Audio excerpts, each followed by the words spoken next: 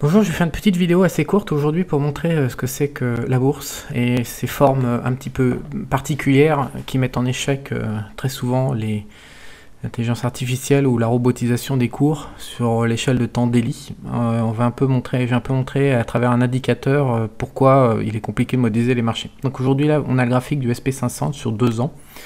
Avec le crack du Covid au milieu, et puis un immense marché haussier depuis, et surtout en fait depuis le mois d'octobre 2020, on voit bien qu'on monte en ligne droite.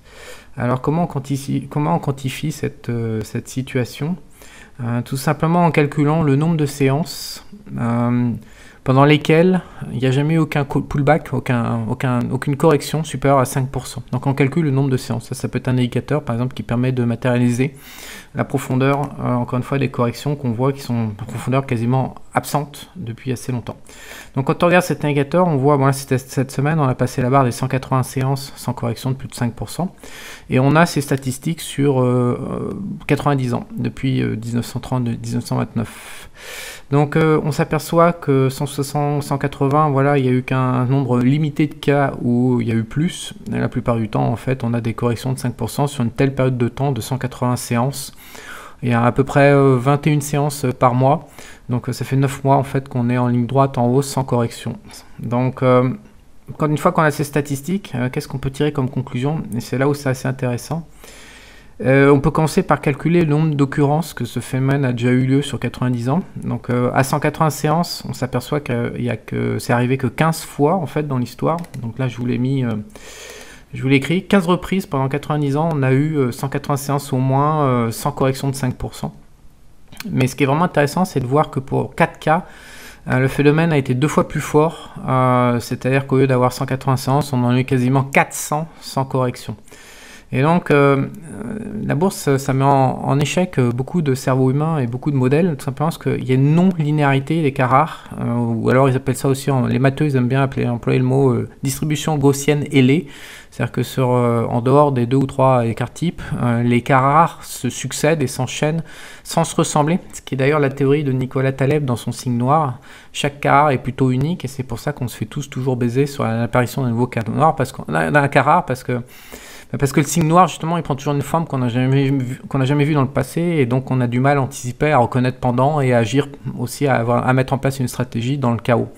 C'est la caractéristique du chaos vivant, et le chaos vivant des marchés financiers. Je vous rappelle juste que si on compare l'être humain, qui est aussi en situation de chaos perpétuel dans sa tête, et les marchés financiers qui sont en situation de déséquilibre et de chaos, il y a une différence majeure, c'est que l'être humain, ses émotions sont stables et sont fixes dans le temps, c'est-à-dire qu'il a toujours son univers chaotique, il est paumé, il est effaré par ce qu'il fait, par ses comportements et par ses schémas, par son karma aussi, par sa prison intérieure. Mais cette prison, une fois qu'on la reconnaît, qu'on la modélise, elle est tout le temps fixe, elle évolue plus. Donc il suffit de faire le boulot une fois, et puis après c'est terminé, on peut comprendre ce que c'est que la prison à l'intérieur de soi. Les marchés financiers, ils ont 2 caractéristiques. Le premier, c'est que la règle change au fur et à mesure que la majorité des intervenants découvrent cette règle du jeu, puisque tout le monde se neutralise à faire la même chose pour essayer d'exploiter l'inefficience qui a été repérée. Donc rien n'est fixe, tout est variable et mobile dans le temps, donc c'est complètement non linéaire contrairement à l'être humain. Et en plus, la deuxième chose, c'est que la forme du chaos qui est créée n'est jamais identique au passé, alors qu'un être humain va avoir tendance à créer toujours le même type de chaos. Justement, c'est ce qui va l'aider à s'en sortir de son enfer personnel, c'est qu'il y a une répétition dans son chaos au niveau de la forme, et donc il peut, à un terme, si l'être humain développe une aptitude à observer sa vie, il va pouvoir mettre en place des modèles pour voir le côté répétitif et commencer à creuser, à se calmer, à agir sur lui. Alors que sur les marchés, en fait, il n'y a jamais ça, c'est impossible, puisque le chaos ne se ressemble jamais. Et en plus, s'il se ressemblait, alors il se mettrait à changer de forme, parce que les gens s'en apercevraient et chercheraient à exploiter le truc. Et alors, c'est intéressant cet outil, je trouve, parce qu'il résume exactement ce que je viens de vous dire. C'est qu'on pourrait se dire, beaucoup de gens d'ailleurs appellent à la correction sur le marché boursier en disant « Oh là là, tu comprends, ça fait 180 séances qu'on fait de correction de 5% et tout, il faut un retour à la moyenne, le mean reversion, ils appellent ça en anglais, ouais, il faut qu'on revienne à la moyenne, ça. » C'est des conneries, parce qu'à 4 reprises dans l'histoire, on voit bien qu'en fait, on a été capable de faire 2 fois le niveau d'exagération dans lequel on est actuellement. Donc, je vous garantis qu'avant, quand on tombe dans ces situations, qu'on arrive à 200 séances sans correction de 5%, il y a plein de mecs qui vont dire c'est le moment de shooter, c'est on est en excès. Et puis, il y a 4 reprises dans l'histoire, ils vont le prendre tellement fort dans la gueule qu'ils vont faire sauter leur compte. Et c'est ça les marchés, c'est-à-dire qu'en fait, il n'y a jamais de certitude sur le modèle, il y a toujours un cas rare qui va étendre ou repousser les limites d'avant. Et ensuite, et c'est pas parce que le marché en cours haussier se développe et va aller chercher les 400 séances sans correction de 5%, c'est pas là qu'il faudra shooter pour autant. Si les prix commencent à confirmer qu'une action baissière, peut-être, mais si c'est pas parce qu'on arrive à 400 séances qu'il faut shooter, peut-être qu'en fait on va faire 500 séances pour la première fois dans l'histoire sur un siècle. Sans aucune correction de 5%. Et c'est cette manière de fonctionner des marchés qui met en échec la plupart des cerveaux et qui fait que le jeu est intéressant et qu'on est tous toujours sous pression et on ne peut jamais être sûr de rien.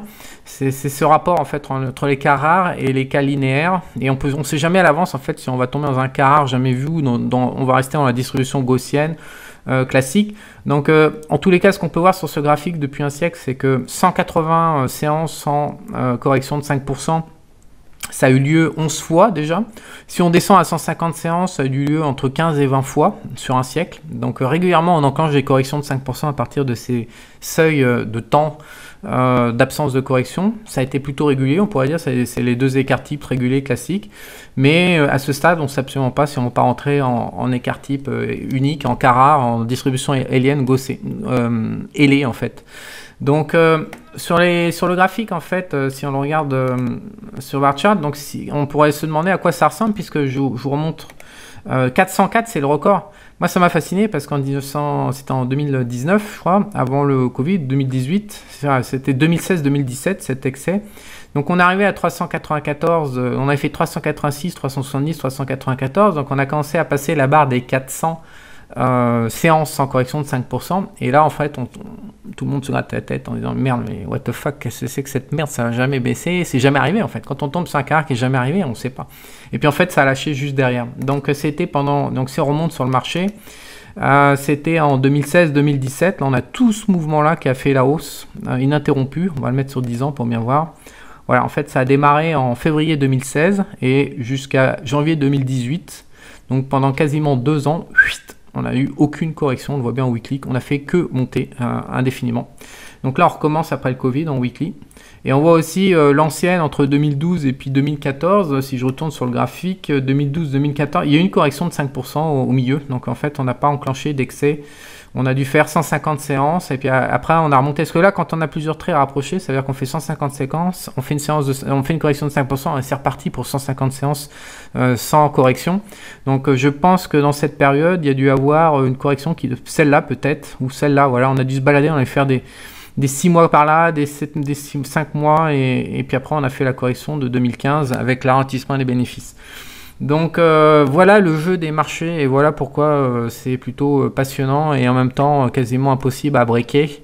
Voilà pourquoi même les plus grands se font baiser. Je rappelle que Renaissance Technologique est probablement le numéro 1 au monde en termes de gestion systématique et modélisée, qui est avec son hedge fund phare qui est par James Simons et qui a fait je crois 66% de gains bruts pendant 30 ans, un truc comme ça, donc 66% par an, un truc de fou, qui a rendu d'ailleurs tous ses fondateurs milliardaires. Et ben en 2020 il a sauté, en fait ils ont pris moins 25 dans la gueule avec le Covid. Donc tôt ou tard, alors pour le meilleur des meilleurs comme Renaissance Technologies, ben, ça a donné 30 ans avant de tomber sur un cas rare qui les baise. Mais pour le commun des mortels comme nous tous, hein, désolé de vous mettre dans le même sac, mais enfin on n'est pas James Simon qui veut, et ben on se fait baiser très régulièrement avec ce genre de phénomène statistique. J'espère avoir éveillé comme ça votre sixième sens pour la notion du risque et la gestion du risque sur les marchés.